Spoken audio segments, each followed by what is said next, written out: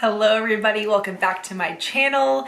Today in this video, I'm going to be answering some of your questions, a little personal.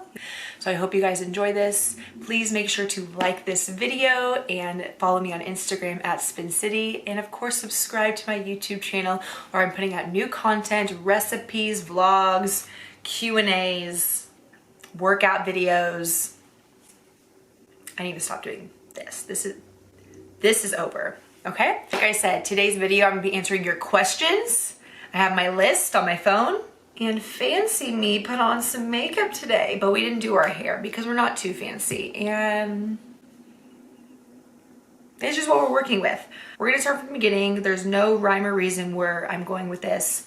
First question is, are you game to meet up if I ever find myself in Austin, Texas? Absolutely. I would love to have some sort of meetup when all of this is over, do maybe some sort of a workout together. That'd be so much fun to me. So if you guys are interested in that, please let me know. I mean, I don't know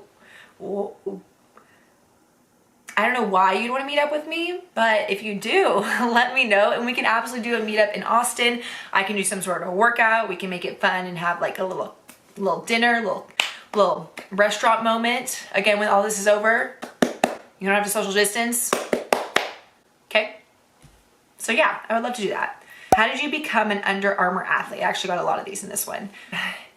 It's a long story, but not a long story. I can go dive deeper into a different video if this is too long. But essentially about 2 years ago, I went to an Under Armour event in Austin. They were hosting a few workout classes and they invited a lot of influencers, they invited a lot of trainers, and I had my blog for the past 5 or 6 years.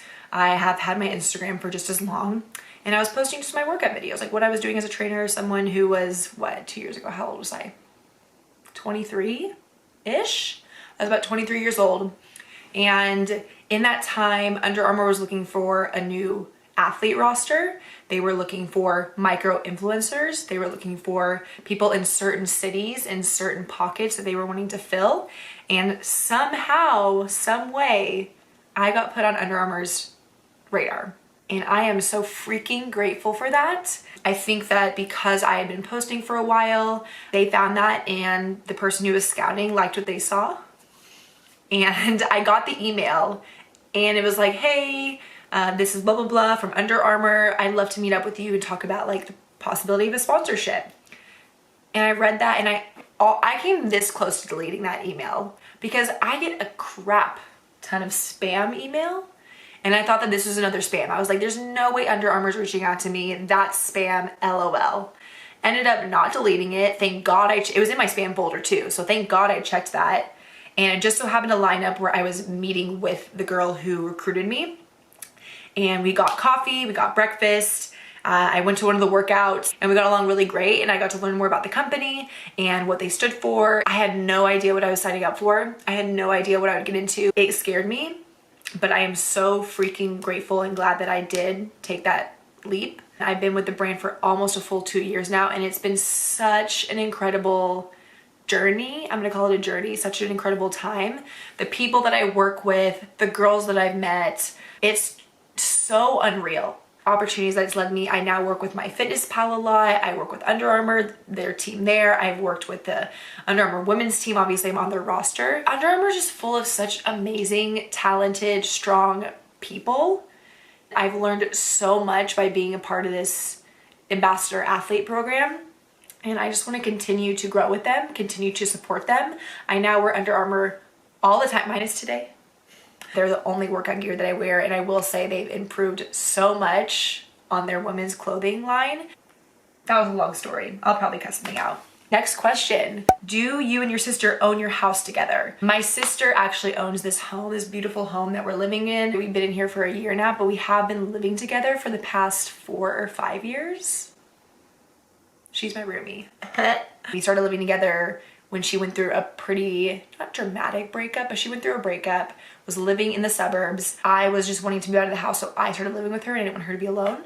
And now she owns this beautiful home and I get to pay rent and be her roomie and we work out and cook and have a good time. She just launched her podcast. I'm launching more on YouTube and it's just fun to be around her and be just really excited to put out all this fun stuff that we both just like love to do. But yeah, anyways, she owns the house, I pay rent. I'm a Ruby. Your lashes look amazing. What mascara do you use? Oh my God, thank you. My lashes, I use that Lancome, and I'll put a link. I mean, if you guys really want to know, I'll put a link in the description below. I also use a lash serum that is cruelty-free and vegan, and it's by a local company called Hello Skincare. I've never used a lash serum in my life. Leah sent me a little package, a little goodie of it, and I was like, I'm just gonna try it out.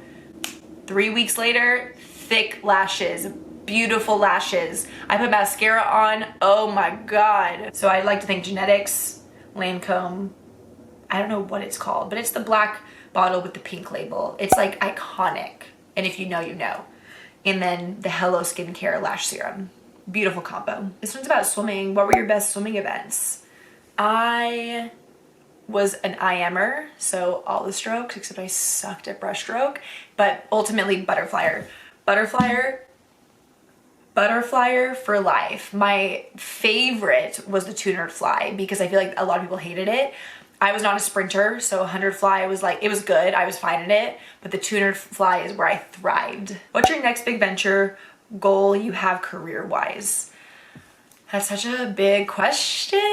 I think one of my biggest career goals is, right now I own a business with my sister, Restart CBD, and I love it. I love what CBD does for my body personally. I love that it's a plant-based form of medicine that so many people are finding relief with. And personally, our brand is a very clean product. Just like when I go with my food, my nutrition, reading a label, everything in life is all about clean, simplistic ingredients, and that is what our brand very much represents. In education, I love it, but I never imagined myself to be in cannabis. As much as I love that brand and I want to be a part of it, and I do have a story behind it that I resonate with, ultimately I love fitness, but I've been an athlete growing up. I'm a nutrition coach, I've been a personal trainer, I have tried all the diets, whether it's vegan, vegetarian, keto, low carb, high protein, counting macros. I've literally done it all, and mentally it really messed me up for a couple years on me looking at food as numbers and me looking at food as the enemy and not taking my whole fitness wellness approach in certain aspects, but not as a whole, if that makes sense. I don't know how to really explain it. This whole situation that we're all going through in the world right now with Corona and having things shut down.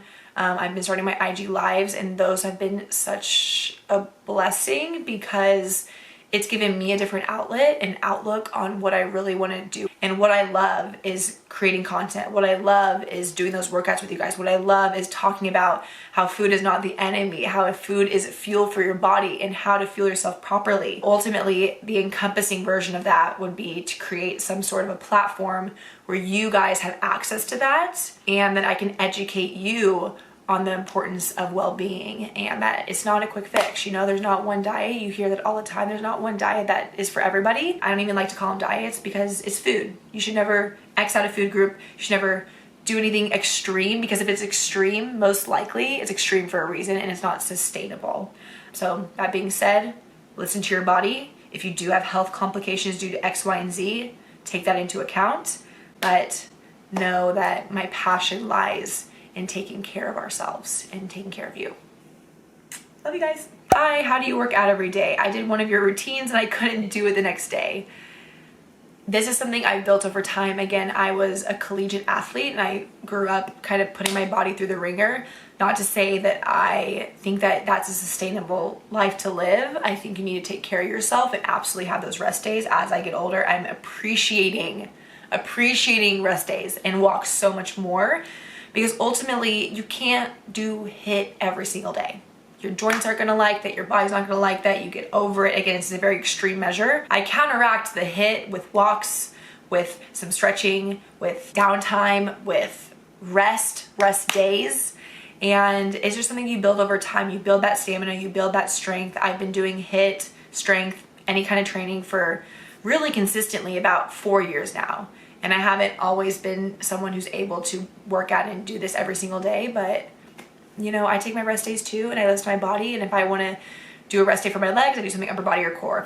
If I've been resting for a couple days, I'll do something more higher intensity, you know? So it's a day by day, but ultimately it's just about consistency and building your strength. So start with maybe 2 or 3 times a week, every other day or so, and then build up to maybe another time a week. But there's no, you know, right or wrong formula for building your strength. It's all about you, baby. It's all about you.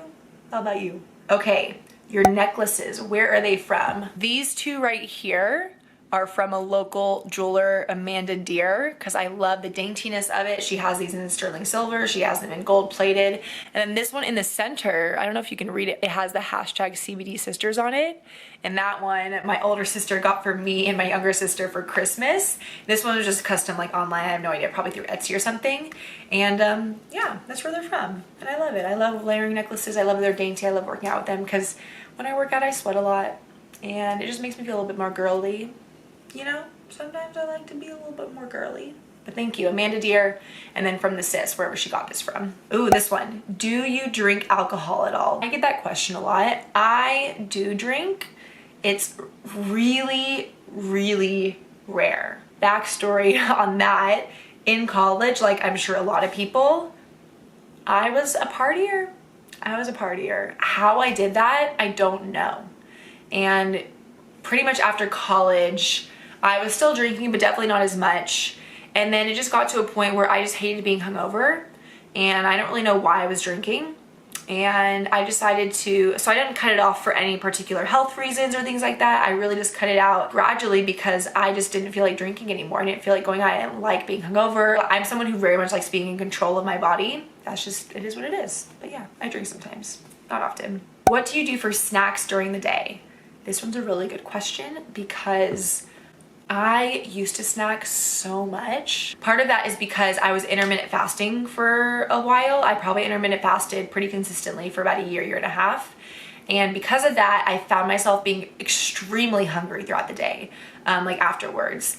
And ultimately how I eat now is it's so different than what I was eating when I was intermittent fasting. Now I very much structure my days into breakfast, lunch, dinner, and then I have some sort of sweet dessert at the end of the day. But they're just bigger meals. They're meals that are sustainable. They're meals that always include carbs, protein, fats, fiber, usually some greens of some sort. So I just eat whole foods. I don't really snack a lot, but if I'm snacking, it's usually on some hummus and chips, or I love to snack on, there's the Lara Bar like protein bars that they make. They're plant-based protein and they're so good. Like the blueberry muffin one, so good. If I'm gonna be snacking, I try to pick something that has a little bit of healthy fat, some protein in it, and maybe like a fruit or a veggie of some sort, because that's just gonna ultimately keep me sustained longer, but it just keeps me fuller and actually is satisfying, as opposed to just like, I don't know, what's like a snack that is not satisfying, like Skittles. Literally, I've never snacked on Skittles. I'm not a candy person, but that's another question. I just don't snack a lot. I know everyone's gonna freaking hate that answer. I used to snack. I used to be snack queen. Go back to me 2 years ago, snack queen, all over my Instagram. Now, healthy, sustainable meals. Breakfast, lunch, dinner, dessert. Okay? So just find what works for you. If you wanna snack, snack on something a little bit more sustainable, a little bit more filling, you know? Let's go to this question. Do you eat a lot of grams of protein per day? So this kind of goes back to my macro counting, my different diets. I used to really take into account my macros and making sure I was getting enough protein. And I know that people say high protein, low carb, yada yada, whatever. Get enough protein, you'll be fuller. And that absolutely has truth to it. But I do not measure how much protein I'm getting. I just personally find that when I put numbers to food, it really messes with my head. And I don't like that at all. Personally, it does not work for me. So I just eat to when I'm full. I eat to when I'm hungry. I sometimes overeat a little bit because I just want to snack on chips and salsa, and that's absolutely okay.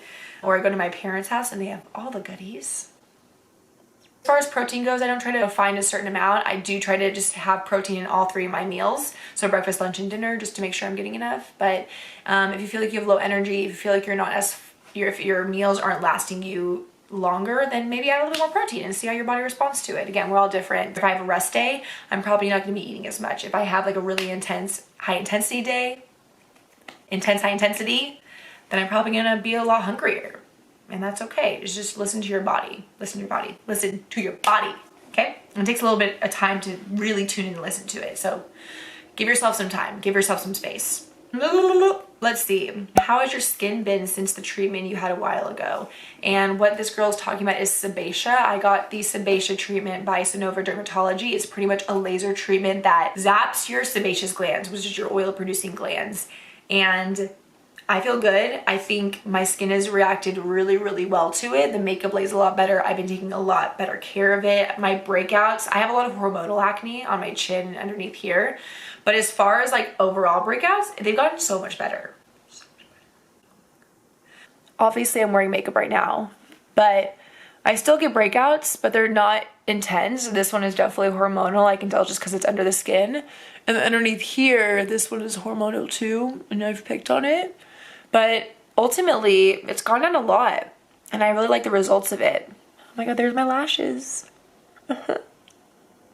If you're considering sebaceous, I would say highly recommend. I don't think I had a really horrible skin before. I mean, I wasn't happy with it, and it did make me uncomfortable sometimes, but just something that I grew up with. I've always had bad skin. Sebaceous really helped me gain a little bit of confidence. It's a non-invasive treatment. It's not me taking any medications. So that's really why I personally liked it. It was just a way to calm down the acne and get a better texture on my skin without taking pills or getting a huge like chemical peel done. So recommend if you are looking into it, absolutely. I want to know more about your high school life since I'm going through that now. Oh my gosh, well, congrats on going through high school.